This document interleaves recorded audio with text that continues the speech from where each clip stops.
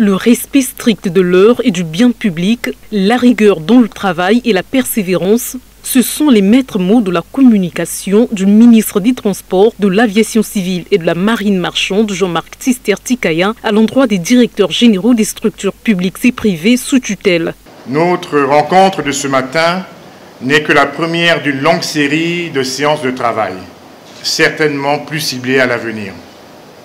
En effet, comme vous le savez déjà, et conformément aux orientations au cap fixé par le chef de l'État, nous avons le devoir de travailler ensemble avec ardeur et sérieux en vue d'atteindre les objectifs prescrits. Cela passe nécessairement par le respect strict de la chose publique, le respect des horaires de travail, la bonne gouvernance et la transparence. Nous devons donc faire la promotion de la notion valeur-travail auprès de nos collaborateurs. L'exemplarité des dirigeants, le contrôle et la sanction sont des leviers à mettre en œuvre sans atermoiement. Par conséquent, la loi s'appliquera à ceux qui se rendront coupables d'actes répréhensibles, à quelque niveau que ce soit.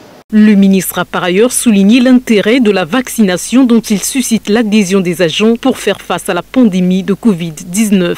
Sur le contexte sanitaire relatif à la pandémie à coronavirus, le gouvernement a fait des efforts colossaux pour rendre accessible à tous nos compatriotes, gratuitement, la vaccination. Le monde entier se fait vacciner et la République du Congo ne serait restée en marge de ce qui deviendra à court terme une condition sine qua non dans les échanges commerciaux et la relance économique. Il vous revient d'argumenter et de convaincre vos agents et vos proches à se faire volontairement vacciner. La santé de nos compatriotes et notre économie ne peut se payer le luxe de faire l'impasse sur la vaccination.